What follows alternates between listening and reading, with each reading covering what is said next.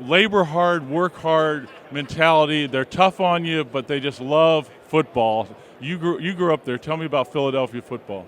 Well, Carson Wentz said it nicely. He said, these guys are passionate and they don't tolerate losers. And Carson said, thank goodness I feel like I'm at home.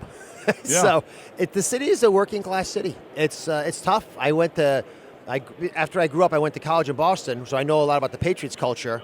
And I played football in college, actually. Where? At Harvard. You're kidding? Yes. What position? I was safety. I tried to stop the passes you guys were throwing. And the good news is scholarships were you got to get academically right before you walk in there, right? That's right. a totally different environment for football, Yeah, right? In fact, the teams are pretty good now, and they're much better now than they were when I was playing, because you don't have to pay to go to school in the Ivy Leagues most of the time.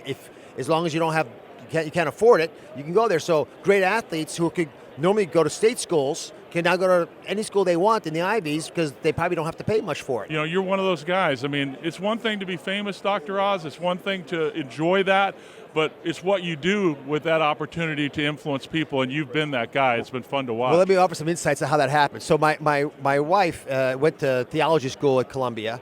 My mother-in-law is a minister in Philadelphia. Wow, I did not know that. So in my house, the prosecution never rests. They could care less that I'm on television. Mm-hmm. What they care about is what I do to give, what use we have. And that's the big issue, I think, an opportunity we have. Is, we many folk of faith, they have belief and they have knowledge, but it's the use that makes a difference. Right. You got to show up in people's lives and chip in. For example, when someone gets sick, you can say, hey, I'm here for you. Or you can say, hey, can I get dinner for you? Right. It's an extra step where you're actually trying to get engaged and offer support that allows you to feel good about life. And all the kind things you're saying to me are right back at the folks who watch. I mean, they did a study in England. They looked at people who are lucky versus not lucky, and they had them walk along a path. But what they didn't know was the experimenters dropped money on the path. The lucky people found the money. The unlucky people didn't. Were they lucky?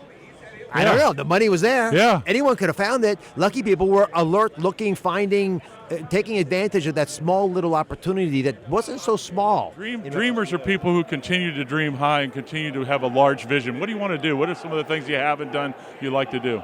I think we need to change the narrative on where America is going.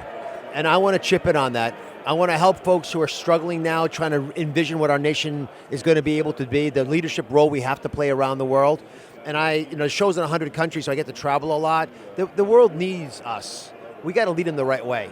And I think we sometimes beat each other up about stuff, especially left-right stuff. I think we have an opportunity, and I've started doing it more in the show, to talk about the things that should elevate us all. And it's not just about feeling good about life. You got to have the deep conversation. You got to have the arguments. That's okay. But in a family, you fight like cats and dogs at the dinner table, but you're still together. You're still family when you're done. And that's what's made this country great. And I want to just keep pushing us in that direction. No better way to finish it than that.